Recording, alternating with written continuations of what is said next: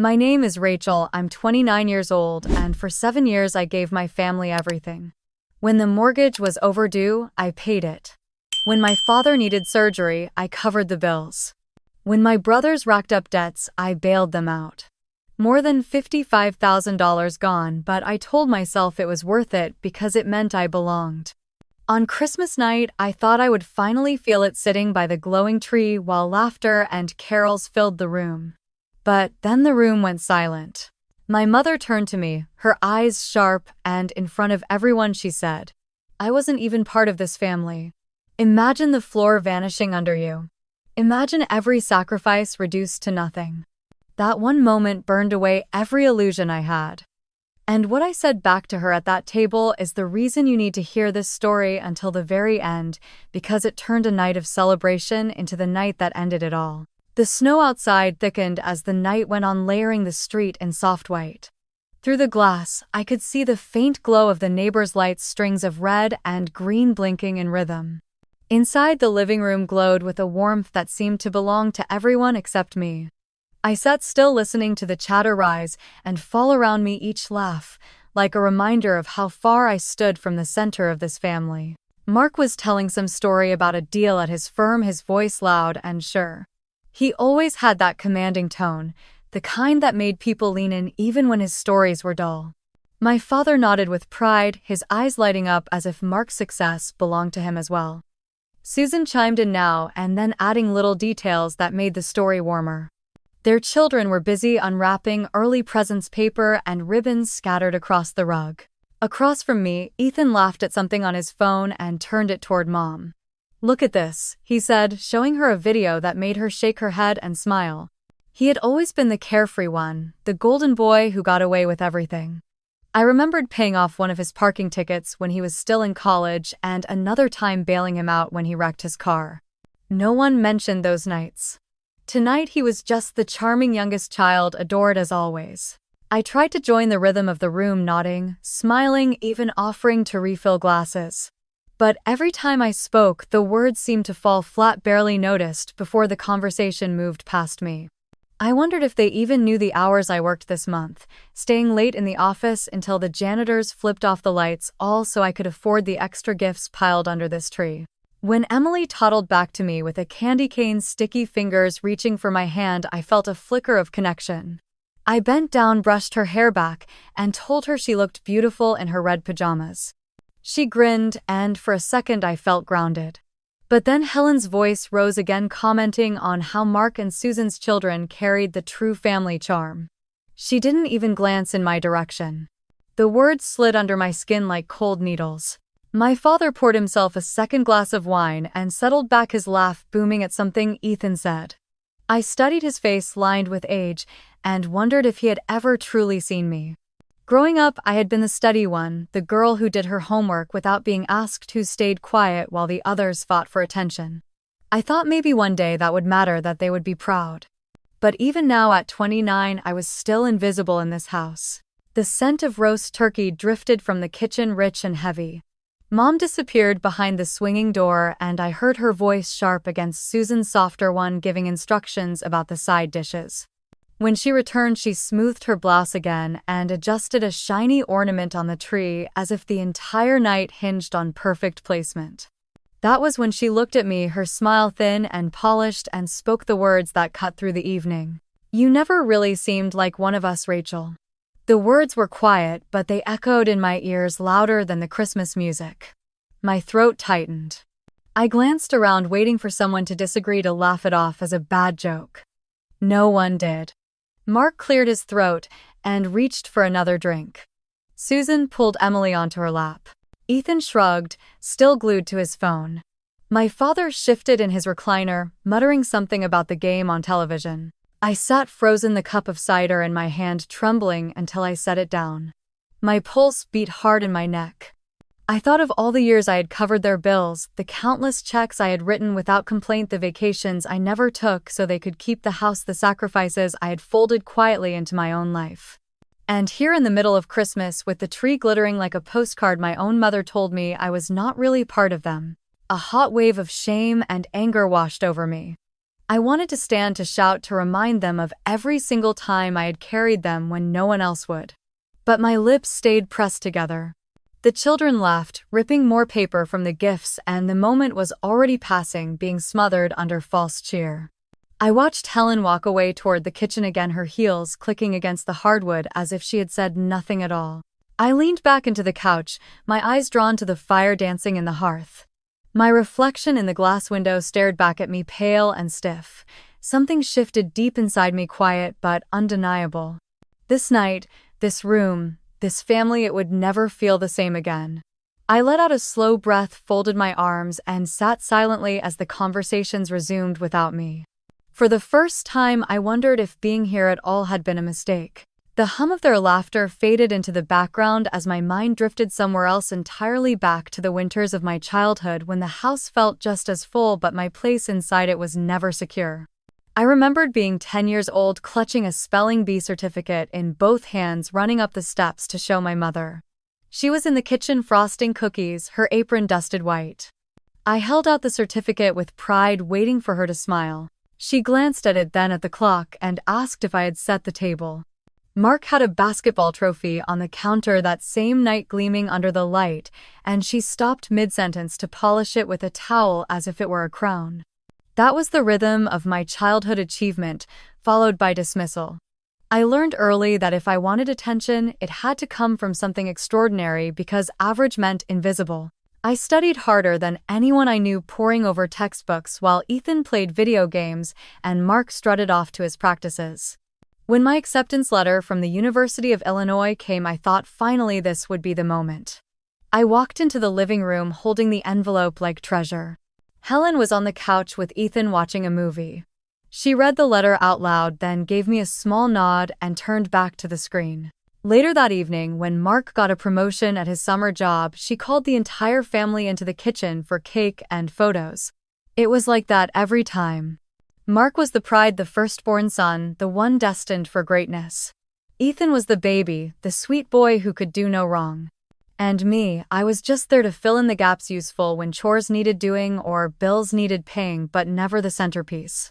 At birthdays, my gifts were practical sweaters or notebooks, while Mark got watches and Ethan got tickets to ball games. At Christmas, I often found myself setting plates in the dining room while the boys showed off whatever new gadget they had unwrapped. Helen would laugh at their antics and brush me off with a quick remark about how girls were never as strong or as clever as boys anyway. I used to sit on the staircase during family parties, knees pulled to my chest, listening to music and laughter filter through the walls. Sometimes relatives would ask why I was so quiet, and Helen would chuckle, saying girls were just more timid, not built for the same kind of spotlight.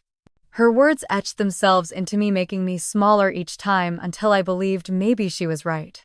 I thought if I worked harder, if I earned enough recognition outside these walls, I would finally be worthy inside them. My father, Richard, was softer with me. He would ruffle my hair on the way to work or slip me $1 when I needed bus fare. When he found me crying once after Helen scolded me for talking back, he sat beside me and said he was proud of me. But he never said it loud enough for her to hear. He lived in quiet agreements, keeping the peace in a house where my mother's voice ruled everything. I longed for him to stand up for me, to tell her I mattered as much as the boys, but he never did. His silence was a second wound layered over the first. By high school, I had learned to channel my hurt into achievement. Straight as leadership roles, scholarships. I told myself that success would be my shield, that one day they would have no choice but to see me. I graduated near the top of my class, with teachers telling my parents I was remarkable. Helen smiled politely at the ceremony, then spent the car ride home talking about Mark's basketball playoff. I stared out the window the entire time, holding my diploma against my chest like a secret. The University of Illinois became my escape.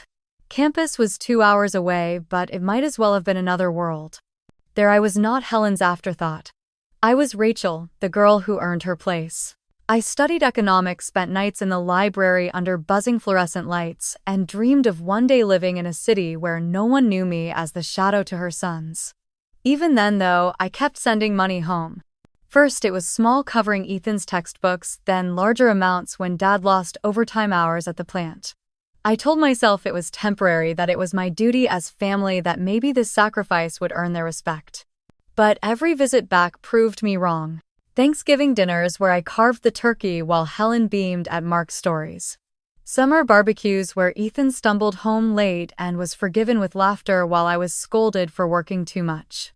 Even at Christmas, the one holiday I thought might be equal, I ended up cleaning dishes alone while the others sang carols in the living room. I would stare at my reflection in the kitchen window and wonder why I kept trying. Sitting there now as a grown woman in that same house, I felt the weight of all those years pressing down on me. Helen's careless words tonight were not new.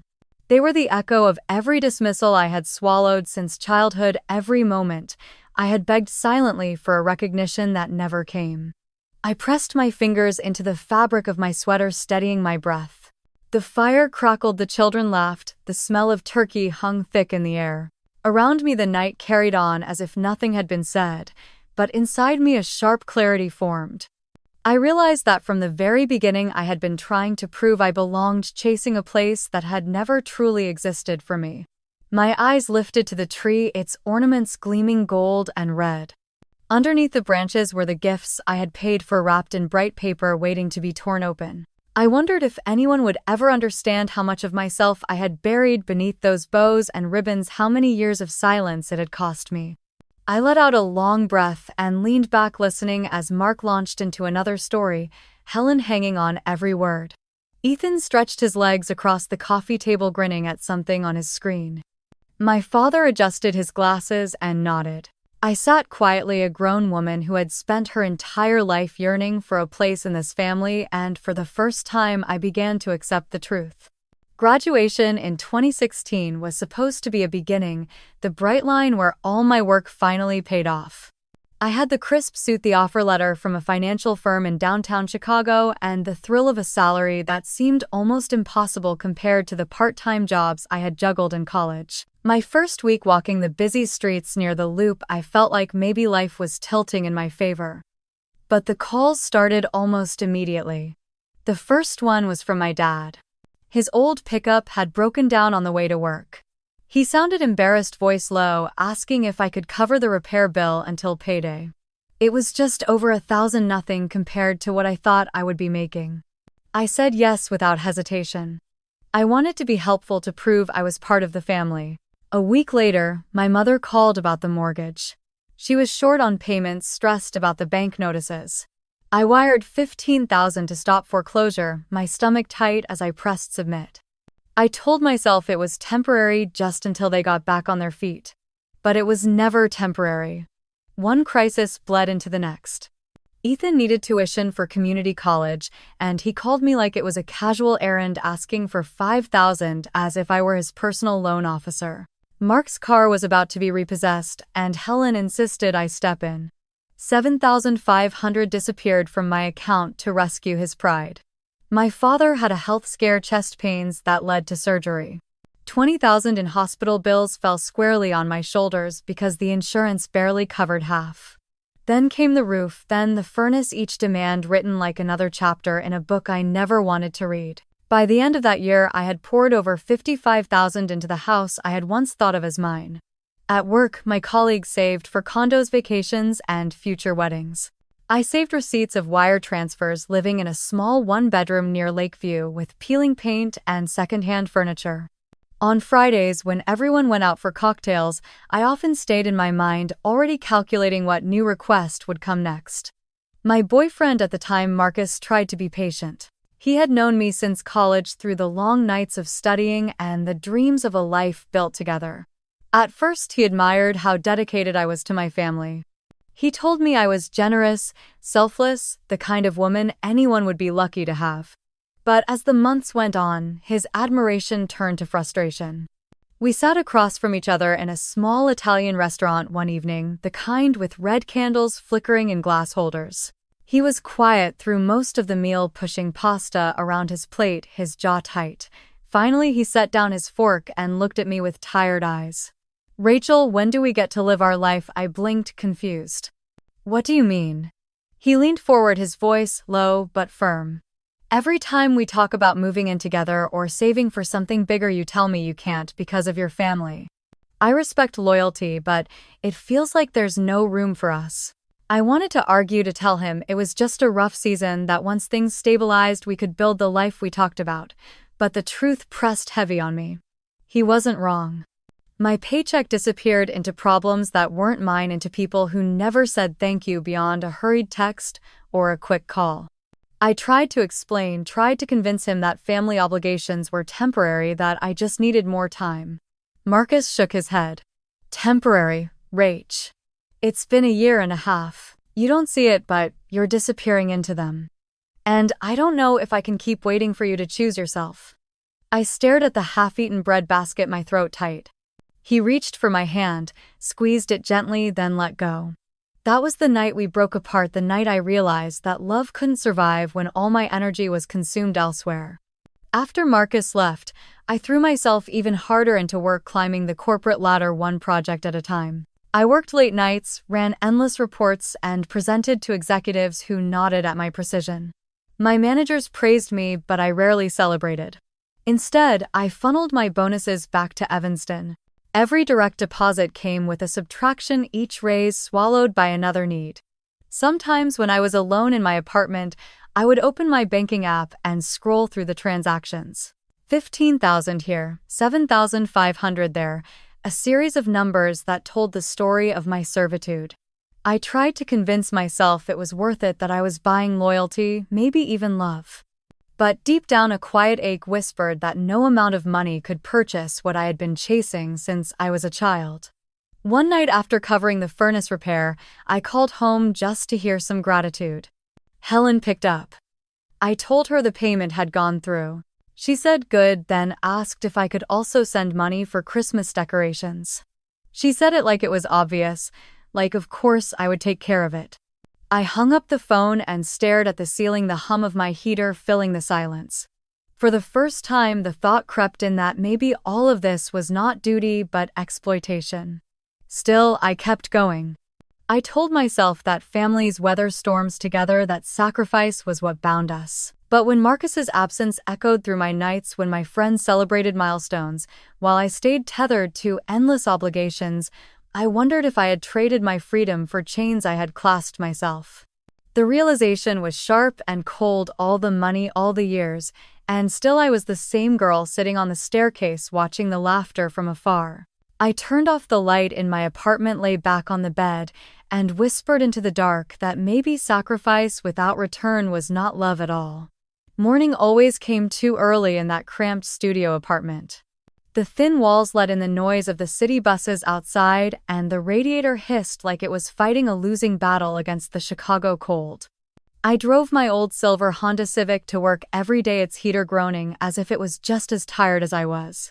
While my colleagues compared notes on weekend trips and new restaurants, I quietly adjusted my scarf and reminded myself that most of my paycheck was already spoken for before it even landed. Inside my place, the furniture was mismatched and secondhand, the mattress still on the floor, because buying a frame always felt like an indulgence. Meanwhile, the Miller house in Evanston sparkled each season with new lights, new curtains, and the warm smells of dinners bought with the money I had sent. I was paying to keep them comfortable while I lived in something closer to survival. My mother, Helen, never let me forget how little she thought of the life I had built. At Thanksgiving, while I passed around the gravy, she smirked and told Aunt Susan that Rachel works all the time, poor thing. That is why she still has no husband. Who wants a woman buried in spreadsheets? The words stung not because they were new, but because they were always the same. She could take my money but never once admit she was proud of me.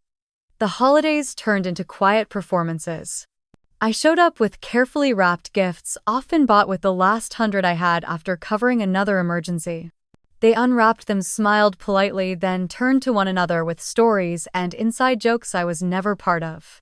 Mark bragged about his new promotion. Ethan laughed about nights out with friends, and Helen made sure the attention circled back to her. I became the invisible pillar holding them all up, but no one looked my way. By the time I was 27, the exhaustion had carved itself into me. I woke up with a heaviness that no amount of sleep seemed to cure. At work, my eyes blurred over numbers that once excited me. I snapped at coworkers for small mistakes, then went home and cried into my pillow because I hated becoming bitter. It was my colleague Laura who pulled me aside after another long meeting and asked if I had ever considered therapy. Her words echoed in my head for weeks until I finally sat in a softly lit office in Lincoln Park across from Dr. Patricia Chen, a therapist with calm eyes and a voice that carried both kindness and weight. She asked why I had come. I told her about the money, the family, the endless cycle that left nothing for me. My voice trembled when I admitted I felt invisible, like my entire existence was an extension of someone else's needs. Dr. Chen listened without interrupting, her pen moving only occasionally. When I finished, she leaned forward. "Rachel, you are parentified." That word startled me. She explained that children in families like mine are often forced into adult roles too early, taking responsibility for parents and siblings instead of being allowed to grow freely. "It is why you feel so tired," she said. "You have been carrying a family on your shoulders since you were a teenager." The truth hit me like cold water. I had always thought of myself as dutiful, responsible, the dependable one. Hearing it described as stolen childhood made my throat tighten. Dr. Chen asked me to remember the last time I did something purely for myself. I stared at her, realizing I could not answer. Vacations, hobbies, even relationships had all been interrupted by phone calls and obligations. My 20s had disappeared into bills and wire transfers. On the train ride home that evening, I watched the city blur past the windows and wondered what pieces of myself had been lost while I was busy saving everyone else. The laughter of college students filled the car, their backpacks slung carelessly as they made plans for concerts and dates.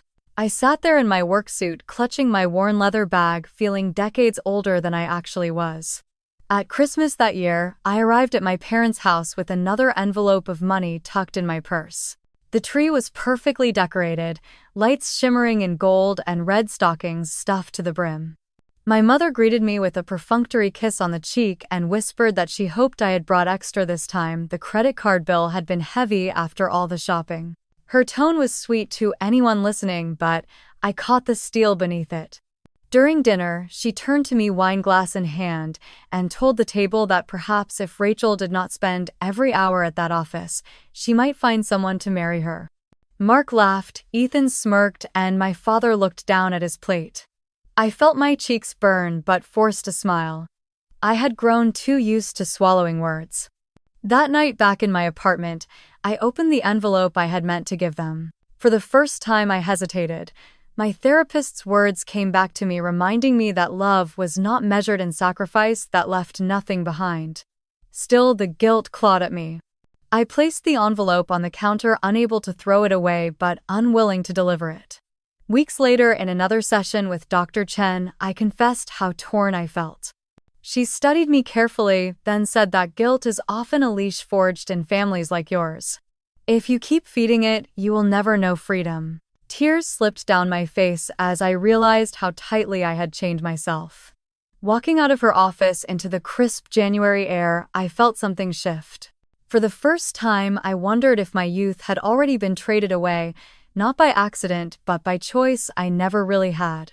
I stood on the sidewalk, the city buzzing around me, and whispered a promise to myself that I would not spend the rest of my life invisible. The email announcing my promotion came on a cold February morning. My name sat neatly in the middle of the company-wide memo congratulating me on becoming a senior analyst at a firm in the heart of downtown Chicago. I should have felt proud, maybe even triumphant, after years of late nights and endless spreadsheets. Instead, when I walked into the office, the first words I heard were muffled laughs from the break room. Two of my male colleagues leaned against the counter with their coffees, grinning like boys in high school. One of them, Tyler, said loud enough for me to hear, "Guess it is easy to get promoted when you have no family to distract you. Single woman, no kids, no responsibilities. Of course, she can work 60 hours a week." The other chuckled and added, "Must be nice to have nothing else in life." My chest tightened, but I forced my lips into a polite smile and walked past them as if their words were just office noise. Inside, though, their voices rang like a hammer against glass. In meetings, it was no different. We were preparing for a major presentation with a prospective client that could bring millions into the firm. I had crunched the data, built the models, even drafted the strategy that would form the backbone of the pitch. Yet, when the managing director asked who would present, Tyler spoke up without hesitation. "I can handle the deck. Rachel has done the background work, but I think I should lead the room." I opened my mouth to argue, but the director clapped him on the back and said, "Perfect. Confident delivery is key. Rachel, make sure the numbers are polished." My cheeks burned as the room nodded in agreement. It was as though all my hours of labor had dissolved the moment a man volunteered to stand at the podium. I sat through the meeting with my hands folded in my lap, listening to my ideas being repackaged and claimed by someone else. The anger simmered, but I swallowed it because I knew how easily women were branded as difficult. By the time I returned to my desk, the office felt like a cage. That evening, I trudged through the slush on the sidewalks outside Union Station, my briefcase heavier than it should have been. I had barely pulled out my phone to check the train schedule when it buzzed with a message from Ethan. "Hey sis, I am behind on rent again. Can you spot me this month just until I catch up?" The words lit up the screen like a punch in the gut. My little brother was 27, fully capable of holding down a job, yet somehow he always seemed to be in crisis. I scrolled up and saw the thread of similar messages from the past year, each one asking for a bailout. My fingers trembled as I typed back, "How much?" He replied almost instantly, "800, I will pay you back." "You know I will." I laughed bitterly in the middle of the crowded platform because we both knew that promise was empty. I bought my ticket, sat on the hard plastic seat, and stared out the window as the train carried me north. The irony cut deep. In the office, I was underestimated and sidelined. At home, I was expected to shoulder everyone else's failures. There was no corner of my life where I was allowed to simply exist without carrying the weight of others. Later that night, I called Ethan. His voice was smooth, almost cheerful, as if asking me for money was no more serious than asking to borrow a book. "I cannot keep doing this for you," I said quietly. His tone hardened. "You are the one with a good job. It is not like it hurts you." I gripped the phone tighter, closing my eyes as his words sank in. It hurt me every single time. I sent the transfer anyway, then sat at my kitchen table staring at the bank app as my balance shrank again. The hum of the refrigerator filled the silence, mocking me with its steadiness while my own life spun in circles. I was being drained from both ends and no one seemed to notice, much less care. The next morning, as I rode the elevator up to the 32nd floor, Tyler and another colleague joked about how easy it must be for me to climb the ladder since I had no distractions. I kept my face blank, but inside something began to shift. Their words, combined with Ethan's demands, blended into a sharp truth. I was trapped in a loop that was never going to break unless I forced it to. That evening, back in my apartment, I opened my laptop and stared at the glowing screen. The spreadsheet of family expenses I kept updated each month stretched on like a chain. Mortgage payments I had covered, car repairs I had funded, tuition checks I had written, rent payments I had absorbed. Each line was a reminder of how thoroughly I had abandoned myself. I leaned back in my chair and rubbed my temples. My promotion, something that should have been a victory, felt like nothing more than an excuse for the world to pile more on my shoulders. My family saw me as a safety net, my colleagues as a convenient workhorse. And me, I was starting to see myself as invisible again, even after promising I would not. The clock ticked toward midnight as I closed the laptop. My chest ached with the weight of it all, but I told myself one truth before I turned out the light. If I did not change something soon, I was going to disappear entirely under everyone else's expectations. By the first week of December, the calls from my mother began, each one tinged with the same anxious tone she always used around the holidays. "Rachel, things are so tight this year," she sighed one evening as if the words were slipping out by accident. "I don't know how we're going to afford Christmas dinner, not with the mortgage, the utilities, and everything else piling up." I held the phone between my shoulder and ear as I stirred a pot of soup in my tiny kitchen. My paycheck from the promotion had barely settled into my account, and already I knew where it was going. "How much do you think it will cost, Mom?" I asked, trying to sound casual. Just the basics, she said. Turkey side dishes, drinks, maybe a little something for the grandkids' decorations too. $1,000 at least, maybe more. By the time we hung up, I was already running numbers in my head. Within the next week, I swiped my card at the grocery store, watching the total climb to nearly $1,200. A frozen turkey that barely fit into my cart, bags of cranberries, sacks of flour, and sugar, boxes of lights, ornaments, wrapping paper, and ribbon. Each beep at the register sounded like another piece of myself being given away, but I smiled at the cashier anyway. On top of that, I went out of my way to buy one gift that felt meaningful. My father had lingered over a leather jacket at Nordstrom a few months earlier, touching the sleeve with a look that was rare for him. He had never been one for indulgence, but I had seen that flicker of desire. So I saved and ordered the jacket, had it wrapped in deep green paper and tied with a gold ribbon. For once, I wanted him to have something that was not a bill being paid or a crisis solved, but a gift that told him I noticed. The night before Christmas Eve, I drove to my parents' house in Evanston with the backseat loaded. The air smelled of pine and cold as I carried bags inside. My mother was already bustling in the kitchen, flour dust on her sweater. She glanced at the shopping bags and let out a sigh. "Oh, Rachel, this is too much. You didn't need to buy all this." I set the bags down carefully. "It's Christmas, Mom. I just wanted everyone to have enough." She reached into one of the bags, pulled out the wrapped jacket, and shook her head. "A leather coat, really? That's extravagant. It looks like you're trying to show off more than anything." Her words landed sharper than I expected. I swallowed, tucking a strand of hair behind my ear, and forced a small smile. "It is just something Dad will like, that's all." She didn't argue further, just turned back to the counter, but the sting lingered. I had spent weeks thinking of that gift, and in one sentence she reduced it to vanity. Upstairs, I set the packages under the tree, the lights glowing softly across the room.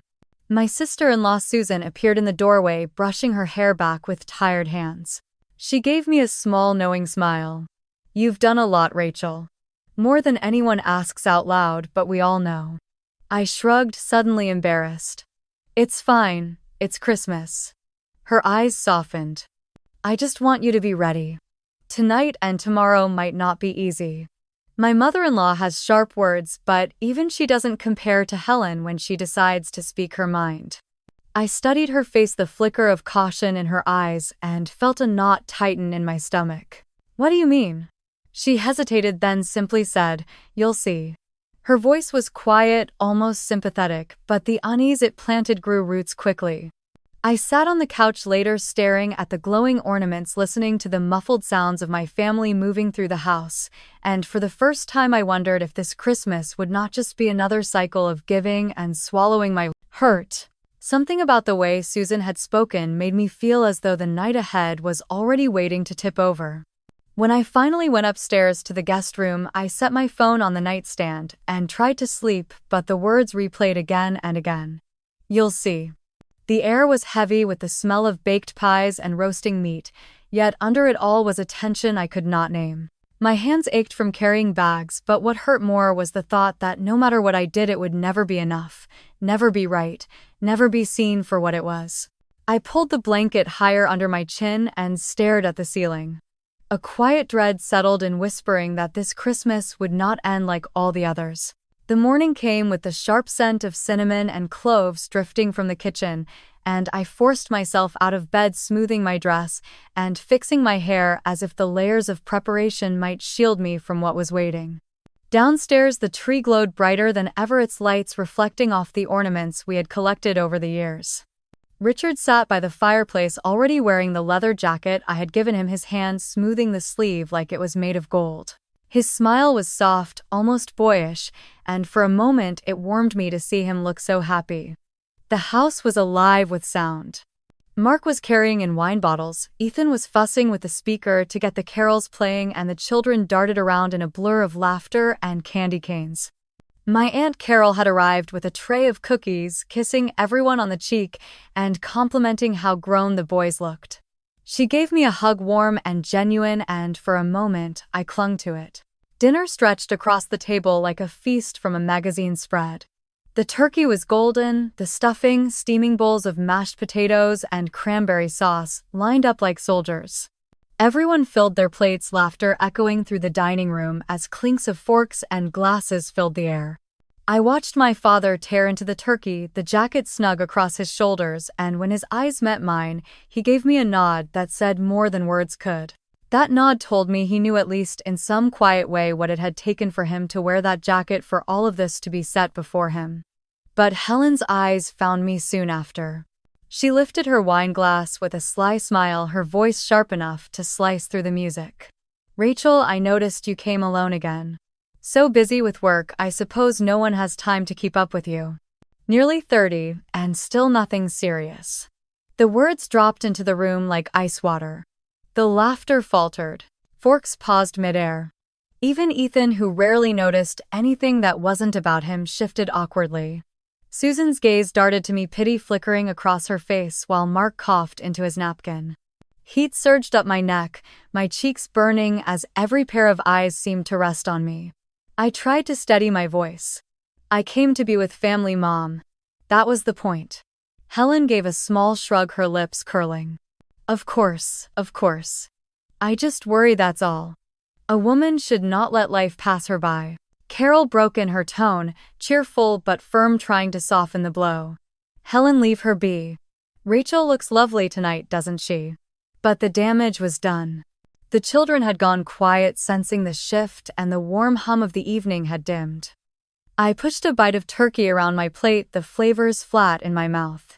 The jacket on my father's shoulders no longer looked like triumph, but like another weight chained to me. Ethan tried to spark the mood again, cracking a joke about his job hunt and how maybe Rachel could hire him as her assistant someday. A few chuckles followed, but they were thin-strained. Susan reached under the table and gave my hand a squeeze, a small gesture that nearly undid me. I forced myself to smile, nodding along to the chatter, though my insides twisted tight. Every year I had given more, carried more, smoothed over more. And every year, the spotlight found me not to celebrate but to expose. The music resumed softly. Children returned to their gifts, wrapping paper, rustling as they tore into boxes. I watched them squeal over toy trains and dolls, their joy a small shield against the heaviness settling in the room. Yet even their laughter could not mask the echo of Helen's voice in my head, circling like a taunt. Nearly 30 and still nothing serious. I picked up my glass and took a slow sip, my throat tight. Around me the family settled back into their rhythm, but I could feel the fracture, invisible yet undeniable, as if the house itself was holding its breath. The warmth of the fire flickered against the ornaments, but inside me there was only a growing silence, thick and unyielding. I sat at that table surrounded by the people I had sacrificed for, and felt more alone than I ever had in my life. And in that silence, one thought cut clear. The night was only just beginning. The fire cracked softly in the hearth, as if mocking the silence that settled over the room. Carol shifted in her chair, smoothing her skirt, while Susan reached for her glass and pretended to sip, though her hand trembled slightly. Ethan leaned back, grinning lazily, trying to reclaim the attention that had shifted away from him. He launched into another story about how his boss at the car wash always underestimated him, how he could quit anytime and start his own thing, maybe a YouTube channel or a podcast. His voice boomed through the room, trying to paper over the strange tension, and everyone chuckled politely. I smiled faintly, though the muscles in my face ached. My ears buzzed with the words my mother had dropped earlier at dinner, the sting of her jab about my single life still echoing. I focused on the tiny bubbles rising in my eggnog, willing the moment to pass. But Helen's gaze found me again. Her eyes were sharp, not softened by the glow of the Christmas tree. She set her glass down on the coffee table with a deliberate click. "You know, Rachel," she said, her voice smooth but barbed. "You've always mistaken working and throwing money around for real love." The room grew quieter, the only sound the muffled laughter of the children from the den. "You think paying bills, writing checks, buying expensive gifts makes you part of this family," she continued, "but it doesn't. Love can't be bought. And if that's all you have to offer, then maybe you never really belonged here." I felt my stomach drop, like the floor had vanished beneath me. My father leaned forward quickly, trying to stop the unraveling. Helen, it's Christmas, he said softly. Let's not do this tonight. But Helen only raised her chin, her voice gaining force. No, Richard. Tonight is as good as any. It's time someone told the truth. Rachel isn't like us. She never has been. She's not really part of this family. Her words landed like a stone thrown into still water, ripples of shock spreading across every face in the room. Carol's mouth opened in disbelief. Susan's hand shot up to her chest, her eyes darting nervously toward me. Even Ethan sat up straighter, his smirk faltering, his drink halfway to his lips. The heat rose in my cheeks, but my hand steadied on the mug. For nearly 3 decades, I had taken her slights, her comparisons, her cold dismissals. I had written checks for mortgage payments, hospital bills, tuition, car repairs. I had sacrificed weekends, vacations, and relationships, all for the sake of being seen as one of them. And here she was in front of everyone declaring that none of it mattered, that I was nothing but an outsider sitting under her roof. Richard cleared his throat again, his voice breaking slightly. Helen, please. That's not fair. But I didn't look at him. My eyes were locked on hers, the fire reflecting in her irises like sparks. If that's how you feel, I said slowly, each word measured and firm, then don't ever ask me for money again. The words sliced the air cleanly, leaving a silence so heavy it pressed on my chest. Carol gasped audibly. Mark shifted in his chair, his lips pressed in a thin line. Susan's face was frozen in shock, her hand gripping Mark's arm. Ethan stared at me wide-eyed as if he had never seen me before. Helen blinked once, her face momentarily blank. Then her lips curved downward in disdain, and she turned her head away as if the sight of me were too much to bear. I set my mug carefully on the table, my hand no longer trembling. The Christmas lights blinked steadily behind me, their cheerful glow mocking the fracture that had just split open in the center of the room. No one spoke. The laughter from the den sounded distant, out of place, a reminder that joy existed somewhere else for someone else. I leaned back against the couch, spine straight, pulse steady. For the first time in my life, I had not swallowed, my pain had not bent myself smaller to keep the peace. I had spoken a truth that could not be taken back. The weight of it settled over me, terrifying and liberating at once. My family had always thrived on my silence, on my willingness to carry what they would not. Tonight, I had dropped it at their feet. My father rubbed his forehead with one hand, his voice low. Maybe we should all take a moment, he murmured, but no one moved. I looked around the room at the people I had once bled myself dry for, and all I saw was shock, discomfort, denial. Not one voice rose in my defense. Not one person said I was wrong or right. They all just sat watching me as though waiting to see if I would take the words back. But I would not. I could not. The silence thickened until I could hear the clock ticking in the hallway, each second dragging across my nerves. I folded my hands in my lap and let the quiet stand, because this time I would not rescue them from it.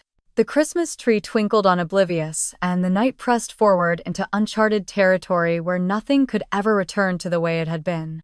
Ethan was the first to react.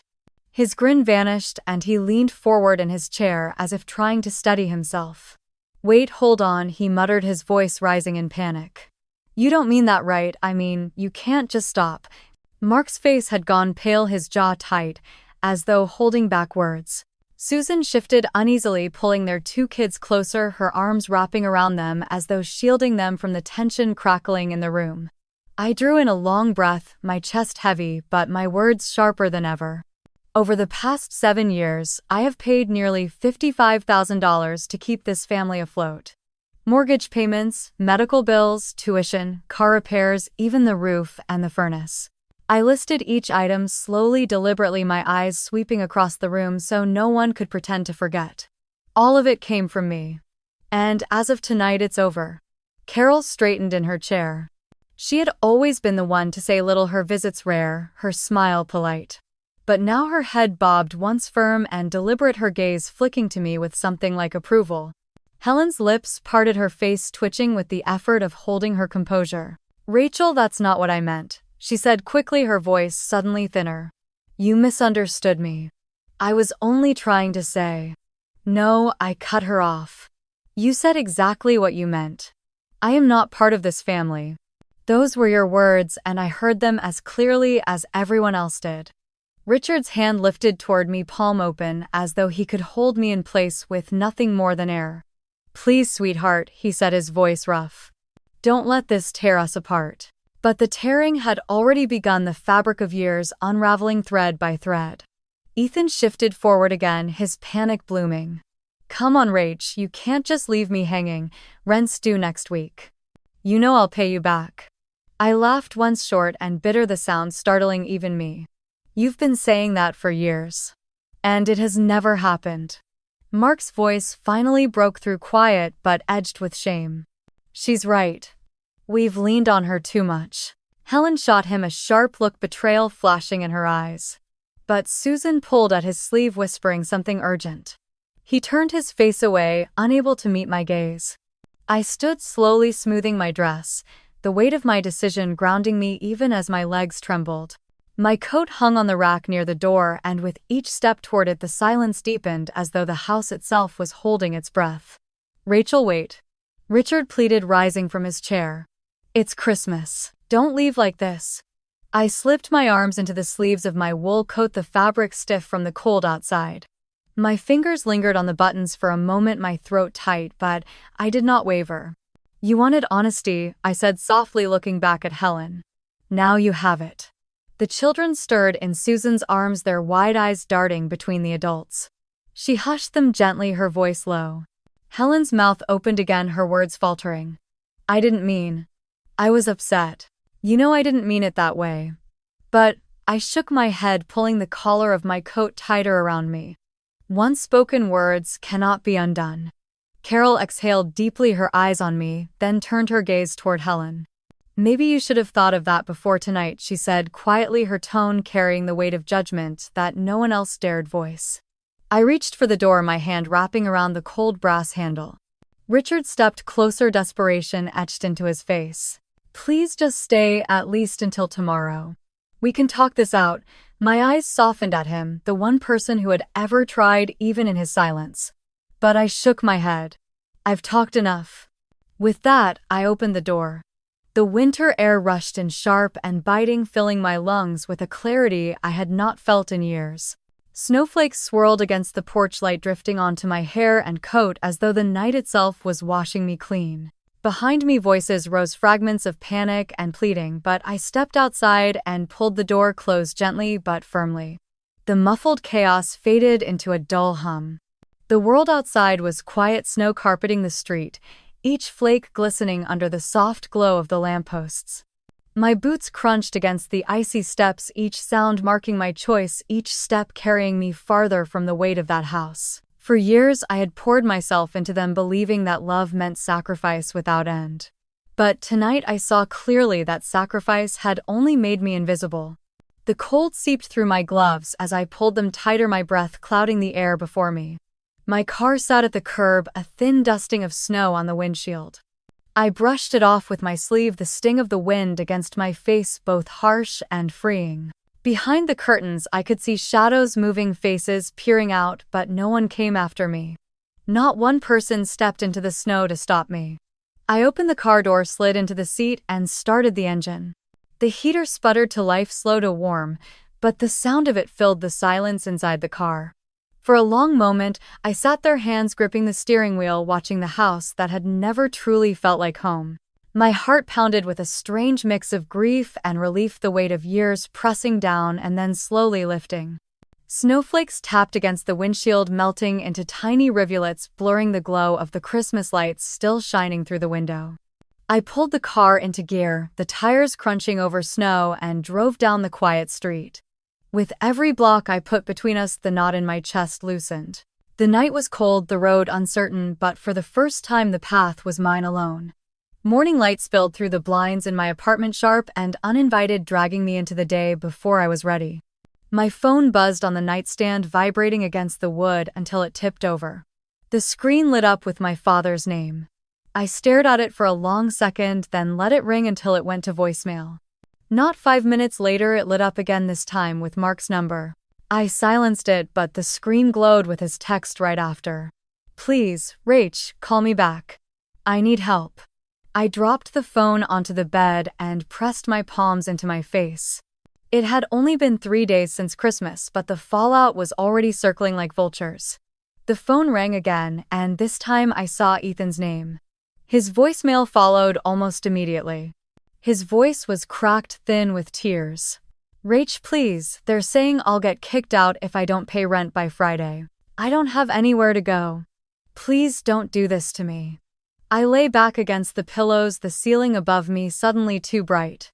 For years I had answered every call like that. I had reached for my wallet before even asking questions. But now the silence after his words was deafening, and I realized I had nothing left to give. By the end of that morning, I had 5 missed calls from my father, 3 from Mark, and 4 from Ethan. I scrolled through the voicemails. My father's voice was measured at first, then crumbling under its own weight. "Rachel, I know your mother spoke out of turn. She regrets it. We need you. Please come back." I deleted the message before the knot in my throat could grow tighter. That afternoon, a thick envelope from Wells Fargo slid through the mail slot in my door. My name wasn't on it, but I knew what it was as soon as I saw my parents' address stamped across the front. I sat on the couch and opened it carefully, pulling out the crisp notice printed in black ink. "Past due. Final warning before foreclosure." I folded the letter slowly, my hands trembling. For years I had paid to keep that house standing. Every repair, every overdue bill, I had carried it all while they told me I didn't belong. Now the walls I had held up alone were closing in without me. The phone rang again that evening, but this time the screen showed Susan's name. I hesitated, then answered. Her voice was quiet, careful. "Rachel," I exhaled, tension leaking out of me just from hearing someone who wasn't begging. "Yes, Susan, I'm here." There was a pause on the other end, then a sigh. "I wanted to say you did the right thing." The words stopped me cold. I sat up straighter on the couch, the phone pressed tight to my ear. No one in that family had ever told me I was right, not once. Susan continued, her tone firmer now. "Mark has been hiding things from me. He told me we were fine, that his debts were under control. But yesterday I found another letter. He's months behind on payments. He's been leaning on you, so none of it showed." I closed my eyes, listening, my chest heavy. She went on. "I love him, but he needs to learn to stand on his own. And you can't be the safety net forever. You shouldn't be." For a moment, I couldn't speak. The relief that rushed through me was so sharp it almost hurt. Finally, someone saw me. Someone in that family understood the cost of what I had done. "Thank you," I whispered. The words felt small, but they were all I had. Susan's voice softened. "I know tonight isn't easy. They're going to push and plead, but don't give in. You gave more than anyone could have." We said goodbye, and I sat there long after the call ended, the phone still in my hand, my heart pounding against my ribs. For the first time, the weight on my shoulders shifted. Not gone, but lighter. The next day, the calls came again. Ethan left another tearful message swearing he'd change if I just helped him this once. Mark sent a text that was little more than a demand, his words clipped, impatient. Dad's voice broke through the line with a mix of pride and desperation, reminding me of every sacrifice he had made in his life, as if that erased the silence when I needed him most. I didn't answer. Instead, I opened my blinds and let the winter sun flood the apartment. Outside, the street was quiet, the snow on the sidewalks packed down by strangers I didn't know. The world went on indifferent to our family chaos, and I found that comforting. For years I had believed that my family's survival depended on me, that without my money, my effort, my endless forgiveness, everything would collapse. And maybe it would. But standing at that window, I realized that collapse wasn't mine to carry anymore. My phone buzzed again on the counter. I didn't even look this time. Instead, I brewed a cup of coffee, the steam curling upward into the still air of my apartment. I wrapped my hands around the mug and let the warmth soak into me. The noise of their panic filled the phone, but here in my small space there was quiet. A quiet I had bought for myself, finally, with nothing more than the word no. And for the first time in years, the quiet felt like freedom. I booked the flight without asking anyone's opinion. 10 days in Hawaii. Just me, a suitcase with more sundresses than I probably needed, and a vow that I would not answer a single family call while I was gone. When the plane touched down in Honolulu, the air wrapped around me warm and heavy, carrying salt and flowers and something like possibility. The resort was everything the pictures had promised. Waves breaking against lava rock, palm trees swaying like dancers, the kind of turquoise water you could fall into without ever wanting to climb back out. I dropped my bag in the room, opened the balcony door, and stood there until the sun slid toward the horizon, painting the ocean in gold. Each morning started the same. Coffee on the lanai, the sound of the tide pulling against the shore, and silence that belonged only to me. I booked a spa treatment and let strangers knead years of tension out of my shoulders. I walked the beach barefoot until the soles of my feet stung. I finished 2 books that had sat unread on my shelf for years. Somewhere between the 4th and 5th day, I realized I was laughing again. Not the polite chuckle I used to offer coworkers, not the strained laugh I forced at family dinners, but a sound that came up from somewhere deep and surprised me. It startled me how long it had been gone. On the last night, I sat on the sand under a sky crowded with stars. I whispered to the ocean that I was done measuring my worth in sacrifices. For the first time in my adult life, I had lived 10 days entirely for myself, and the world had not ended. When I returned to Chicago, winter slapped me in the face at the airport doors, but I carried Hawaii inside me like armor. Back at work, the difference was immediate. My focus was sharper, my patience longer. Numbers lined up on spreadsheets without the usual blur of exhaustion. At the end of that first week back, my boss called me into his office. "You've been on fire lately, Rachel," he said, pushing his glasses up his nose. "The presentation last quarter impressed senior management. I think it's time we talk about a raise." I walked out with my heart hammering, a grin tugging at my lips. After years of pouring everything into other people, finally something was pouring back into me. It was at a financial leadership conference in Denver that I met David Parker. Tall, dark-haired, with the kind of easy confidence that comes from knowing who you are. We sat next to each other at a breakout session about risk analysis, and by the first coffee break, we were laughing like old friends. He asked about my work, really asked with interest instead of the glazed-over politeness I had grown used to. When I mentioned I had just come back from Hawaii, his eyes lit up. "I love it there," he said. "Best snorkeling of my life. Did you try the night dive with manta rays?" We ended up talking through the next session, the two of us leaning close over paper cups of bad coffee, discovering piece by piece that our lives had somehow been moving parallel without ever crossing. When he asked if I wanted to grab dinner after the conference wrapped, I didn't hesitate. That night, over pasta and wine, I realized something astonishing. I didn't feel small. I didn't feel like I had to prove my worth or apologize for who I was. With David, I felt seen.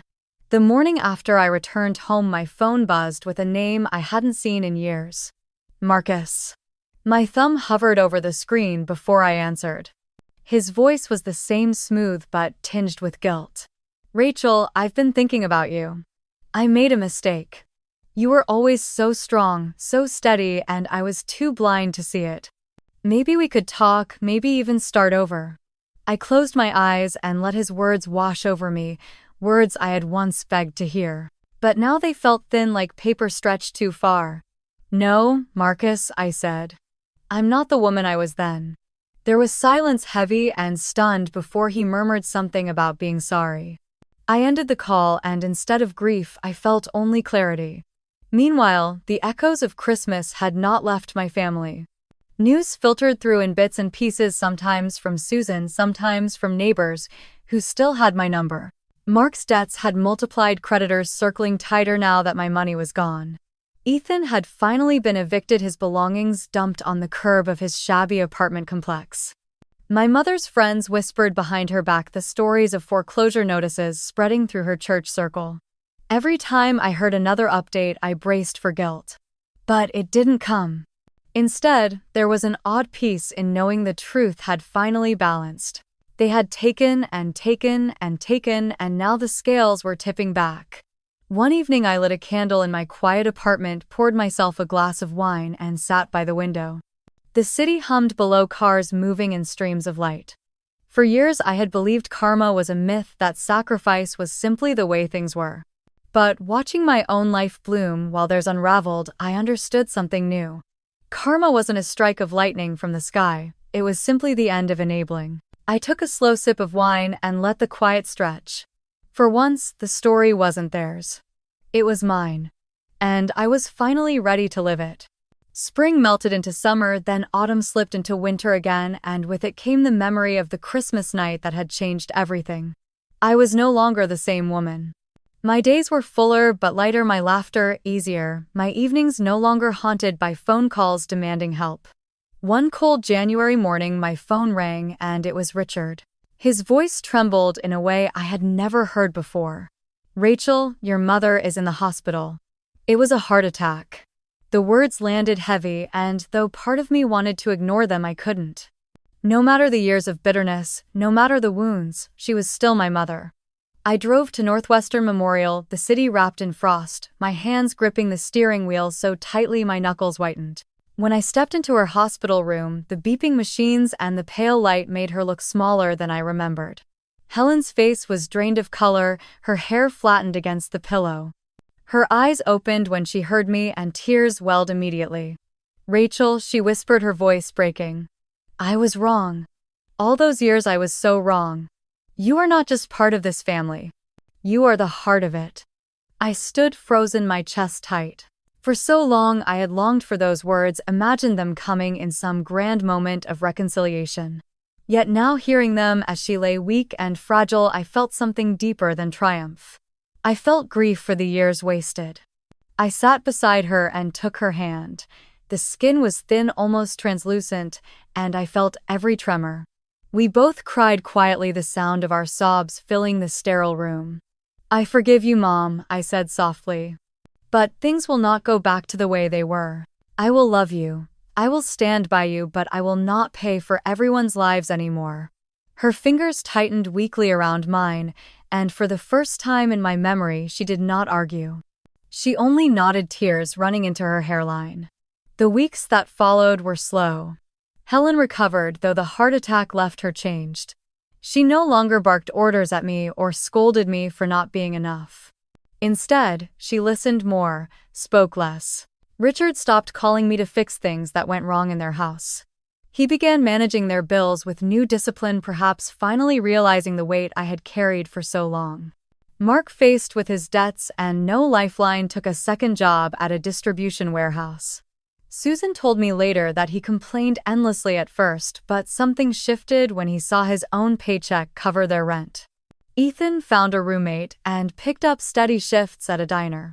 Aunt Carol told me she was proud of him, though she laughed about how humbled he looked carrying plates of pancakes instead of strutting around in expensive sneakers bought with my money.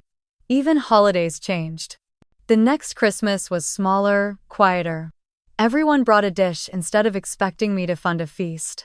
The gifts were modest, wrapped in recycled paper, but there was laughter that felt more real than all the years of shiny packages I had purchased. Susan caught me alone in the kitchen while washing dishes and said, "You saved this family, Rachel, but not in the way you think. You forced us to grow up." Her words stayed with me. One snowy evening that winter, I sat at my apartment window again, the city spread out below. I thought of that night a year before when Helen had told me I was not part of the family and how I had finally found the courage to answer. That sentence had ended something, yes, but it had also begun everything. It cut through illusion and left only truth. And with truth, we all had no choice but to change. Life is not perfect now. I still feel pangs when I see Ethan struggle, when Mark grumbles about long hours, when Helen looks older and more fragile than I want her to be. But those pangs no longer come with chains. I am no longer their savior. I am their daughter, their sister, their aunt, but also a woman with her own life, her own path, her own right to joy. Sometimes I catch myself smiling for no reason. At the office when a colleague praises my work, at dinner with David when his hand brushes mine and I feel safe. At the sound of silence in my apartment that no longer feels lonely but full. Looking back, I see that my story was never about money. It was about boundaries, about finally standing tall enough to say enough. That night under the Christmas tree when the world seemed to collapse was the night I was reborn. And as I sit here telling you this, I know some of you have felt the same pull, the same exhaustion of giving until there is nothing left. Maybe you know the pain of hearing family dismiss your worth. Maybe you know the weight of being the one who carries too much. So, I ask you, have you ever had to set boundaries with your own family? Did it change you the way it changed me? Share your story in the comments. And if mine has meant something to you, hit like and subscribe so you can hear more stories like this. Stories that remind us we are not alone in choosing ourselves at last.